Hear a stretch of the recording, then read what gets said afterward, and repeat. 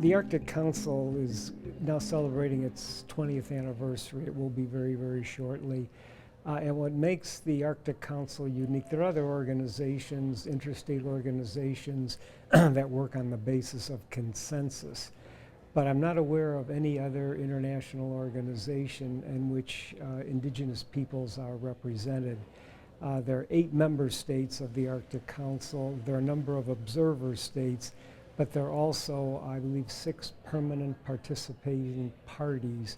And those are the representatives of indigenous peoples from all across the Arctic. And to have the representatives of the indigenous people sit at the same table with government representatives, observers, is really unprecedented in many, many ways. And I think it reflects the fact that, the Arctic really is a unique area. And it's a golden opportunity to demonstrate that the interests of the people who live there need to be taken into account as the Arctic is changing, and the Arctic is changing drastically. And having the indigenous people at the table is really very, very important. That's one level at which the Arctic Council, is important and really reflects a way forward. Another way is that the Arctic Council, the state members of the Arctic Council, it works on the basis of consensus. If a decision is taken, it's up to the individual states to decide, if they're going to implement it or not. But because the Arctic is changing so quickly and in so many ways, the Council is evolving now, and what's beginning to happen is in at least 2 areas, search and rescue, maritime, and also dealing with oil spills. The Arctic, under the aegis of the Arctic Council, there have been international agreements reached of these 8 countries to handle these particular issues in the Arctic.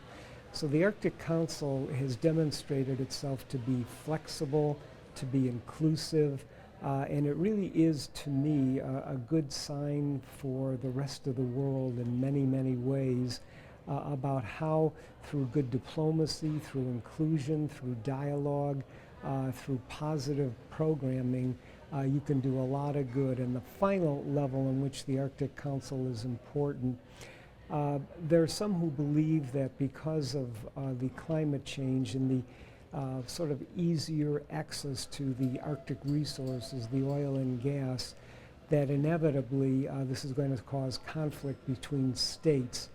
The Arctic Council, I think, is based, on realism, but it's also based on an international idea, and that is cooperation. That it doesn't have to be this way, that there are interests, amongst the countries, the indigenous peoples, that all of us have a common interest in solving and working on the problems of the Arctic. And that it doesn't have to be a conflict situation, it can be a cooperative situation. So that, I think, is all very, very important. And the importance to the Northwest, to this area in particular, I think, again, is on several levels. One, you are going to have, I would think, a strong interest in the economic development, of the Arctic and the far north. You're a center of high tech, you're a center of information, you're just a leading university with a strong interest in the Arctic. And as the interest in the Arctic, as the activity gets stronger up there, I don't think there's any doubt that you're going to play, an important role in that. Secondly, you're the state that's closest to the state of Alaska, and Alaska, of course, is what makes us, an Arctic country. And you're the closest. I mean, the lines of communication, the patterns, I'm sure there are all kinds of linkages that go on between Alaska and Washington that I think are going to make the state of Washington, and again this university, play an important part, in the role, in that development.